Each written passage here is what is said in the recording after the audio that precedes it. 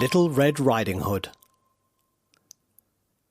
Once upon a time, there was a sweet little girl who was loved by everyone who looked at her, but most of all by her grandmother, who would do anything for her. Once, she gave her a little riding hood made of red velvet, which suited her so well that she would never wear anything else. So she was always called Little Red Riding Hood. One day, her mother said to her, "Come, Little Red Riding Hood. Here is a piece of cake and a bottle of milk. Take them to your grandmother. She's not well, and they will do her good. Set off before it gets hot and walk nicely and quietly. Do not run off the path, or you may fall and break the bottle, and then your grandmother will get nothing. When you go into her room, don't forget to say, 'Good morning.'" "I will take great care," said Little Red Riding Hood to her mother, and promised that she would do as she was told. The grandmother lived out in the woods, a few miles away from the village, and just as Little Red Riding Hood entered the woods, she came across a wolf. Little Red Riding Hood did not know what a wicked creature he was, and she wasn't scared of him at all. "Good day, Little Red Riding Hood," he said. "Thank you kindly, Mr. Wolf."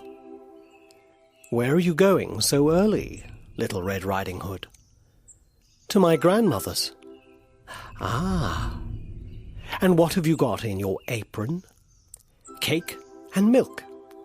Yesterday was baking day, so my poor sick grandmother is to have something good to eat and drink, to make her stronger." "Where does your grandmother live, Little Red Riding Hood?"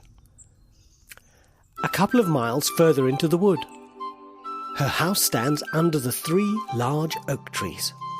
The nut trees are just below. You must know it," replied Little Red Riding Hood. The wolf thought to himself, "What a tender young creature! What a nice plump mouthful! She will be better to eat than the old woman. I must act craftily, so as to catch both." So he walked for a short time by the side of Little Red Riding Hood, and then he said, "See, Little Red Riding Hood, look how pretty the flowers are here. Why don't you look at them? I also don't think you hear how sweetly the little birds are singing. You walk glumly along, as if you were going to school, while everything else out here in the wood is merry." Little Red Riding Hood raised her eyes, and when she saw the sunbeams dancing here and there through the trees, and pretty flowers growing everywhere, she thought, "Suppose I take grandmother a fresh bunch of flowers. That would make her happy too. It is so early that I'll still get there in plenty of time."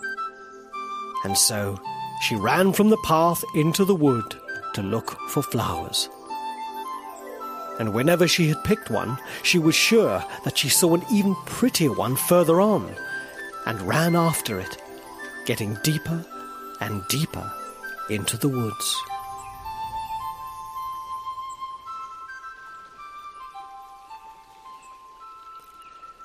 Meanwhile, the wolf ran straight to the grandmother's house and knocked at the door. "Who's there?" asked grandmother. "Little Red Riding Hood," replied the wolf. "She is bringing cake and milk. Open the door." "Lift the latch," called out the grandmother. "I'm too weak to get up." The wolf lifted the latch.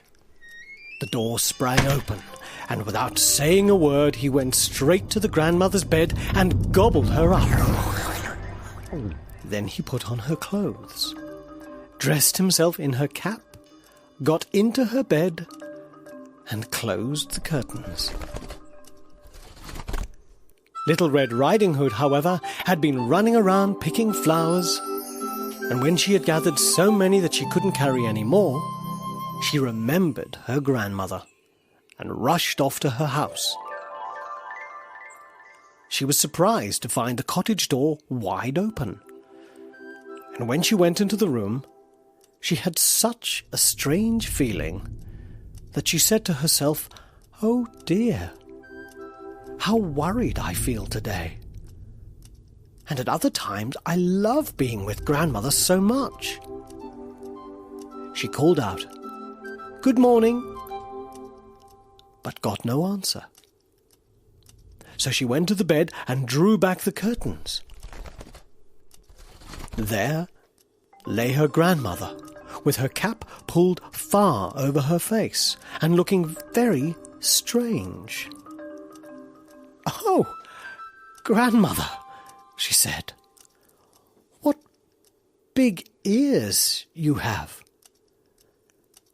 "All the better to hear you with, my child," was the reply.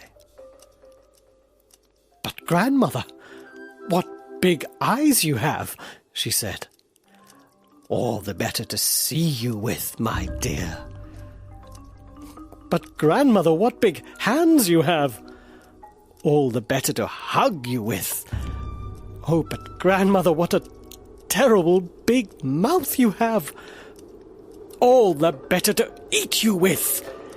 And no sooner had the wolf said this than with one leap he was out of bed and swallowed up Little Red Riding Hood. By now, the wolf was full up. So he lay down on the bed again, fell asleep, and began to snore very loudly.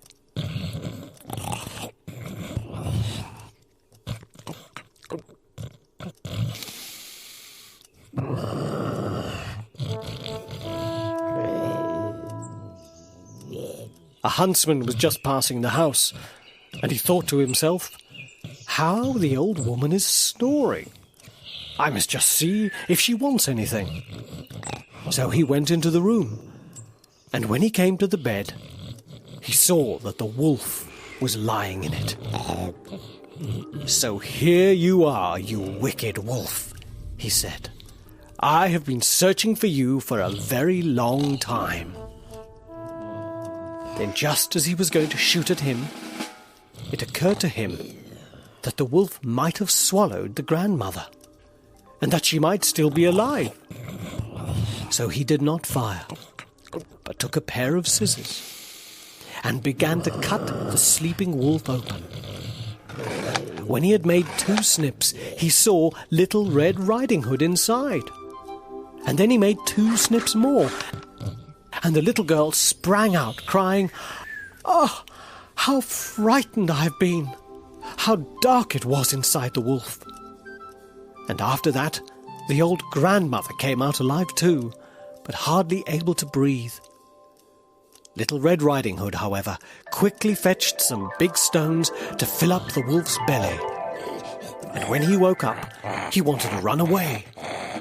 But the stones were so heavy that he collapsed at once and fell down dead.